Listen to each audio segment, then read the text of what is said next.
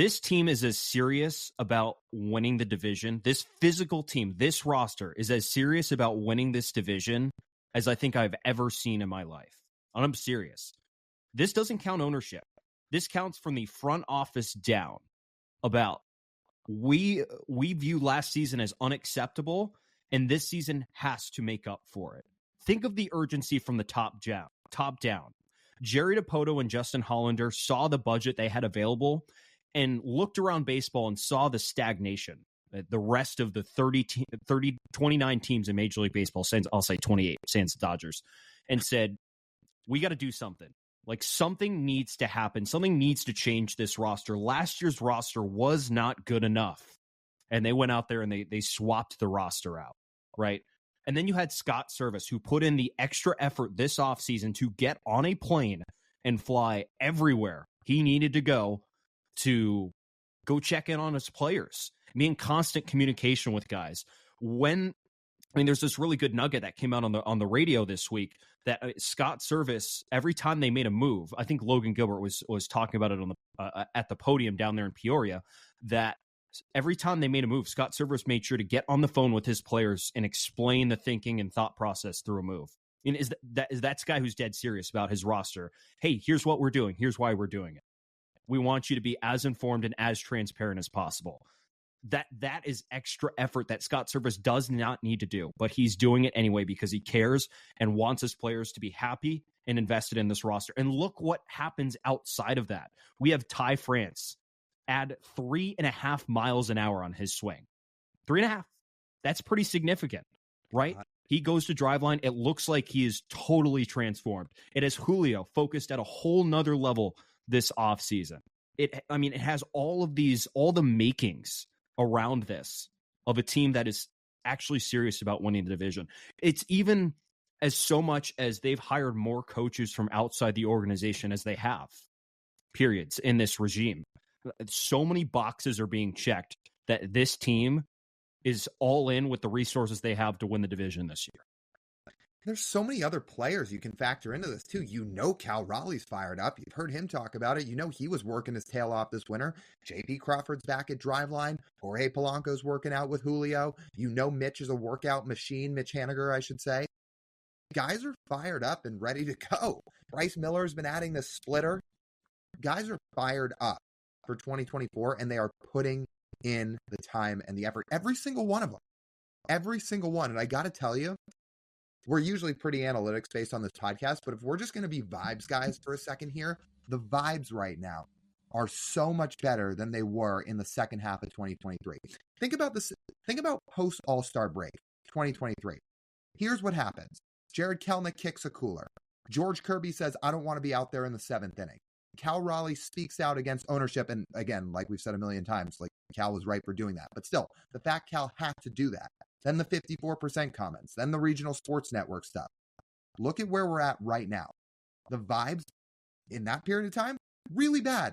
And 2022, that team didn't have bad vibes. When they went on that 14-game win streak in 2022, it was pretty good vibes only, as Gino likes to say, from there on out until the end of the year. 2023, it wasn't like that. There was a lot of rocky road in the second half of 23 until the offseason, into the beginning of the offseason. But right now, vibes are way different. They are high. Guys are motivated. Guys are ready to get going. It's way different. And it's a really good sign. And you have Scott Service saying this is as focused and as good of a team as he's had, period, in his time here. Can we talk about Ty France for a second? Yes. So, first of all, Shannon Dreyer wrote a really good piece about his time at Driveline this week about what France learned about himself. He had been a guy who was really sort of self-taught with his swing and had been hesitant to go get outside help. And finally this offseason, he realized that it was time, that he needed to do it. And he said the stuff he learned at Driveline was eye-opening, like truly eye-opening, the stuff they learned and told him about his swing. And so he said he added 3.5 miles an hour of bat speed on his swing. Do you want to know some ballpark math on what the equivalence of that is? That is Ty France going from David Fletcher bat speed to Jose Altuve. Well, so I'll no take that. power to 30 home run power. Is that what that is? That's pretty exciting, huh? Mm. Are we going to be shocked if Ty France comes out and puts up a 135, 140 WRC plus this year? Let's go to like 120. Let's start at 120. Right. I'll say 140 is a little high. I mean, Julio hasn't gotten close to 140 yet. Here's why I say that. Okay. Would we agree that when both J.P. Crawford and Ty France are at their best, when they're both at their best, who's the better hitter? Like pure hitter? Is it not France. Ty? Okay. So I will say J.P. Crawford's best is what he did in 2023. Yes? So JP put up a 134 WRC plus in 2023. If Ty's the better guy, and look, it's no guarantee he's going to see the exact same results that JP does. If he does, why can't it be 140? Seriously, why can't it be 135? Maybe a more realistic ballpark range is 120, 125, which 125 is about what he did in 2021 when he was awesome.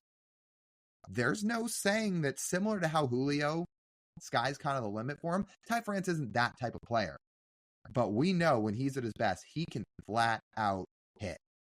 Don't be surprised if he really bounces back. Like you heard Carabas on Wednesday say, I wouldn't be shocked to see Ty France really bounce back in 24. Who knows to the level what that could be? It could be 120. I don't think anybody's complaining if he puts up a 120 WRC plus. I also wouldn't put it past him to go higher. I know I know I try to be the optimist and you pull me down sometimes, but I'm going to let my optimism reign here. What was the last 140 WRC plus the Mariners had, period? Robbie? Nelly?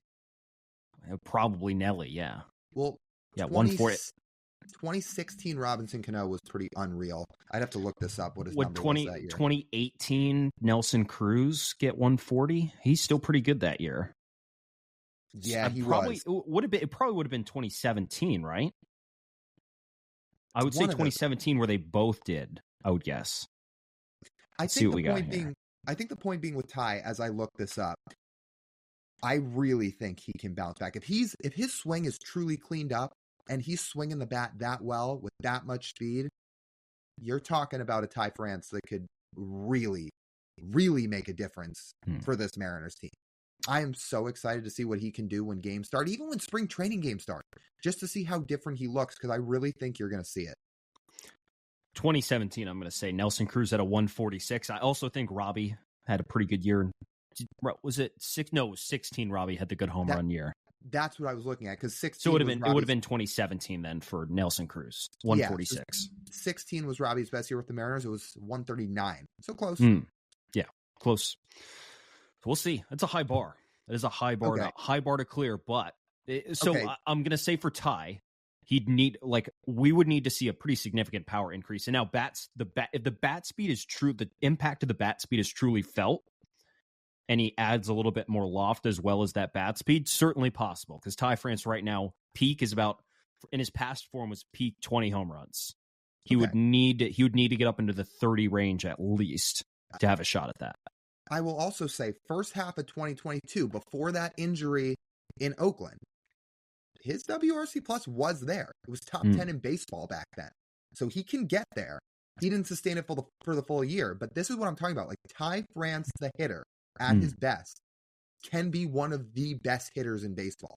Now, he's coming off a year that was not all that impressive in 2023. He knows that. He went to Driveline to go make improvements. But when he's at his best, he can get back to that. Look out, dude. It's a fair point.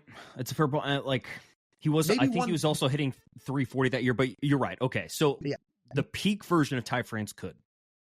And maybe 130 is a better bar to set. Maybe like if he puts up a 130, that's also really impressive. If he puts up a 130, and would be a career high. It would be a career high for him. And he's going to the All-Star game if he does that. So I just can't wait to see it. I really cannot wait to see what he can do, because he's clearly put in the time. You know what's the most exciting thing about all that? He's your 7 hitter right now. Yeah, he is 7 with Mitch Haniger hitting 8 or Dom Canzone. Yeah, it's pretty good. Pretty good. Who, in conclusion, I think there are a lot of reasons to be excited about the Mariners right now. And when spring training games start, hope's only going to go up, because everybody's going to react in spring training. Us too. I'm going to be on all the hope and the high clouds and all that stuff, saying this guy's looking great and this guy's looking great. And obviously we still have a while till the regular season starts, but Man, it's exciting right now.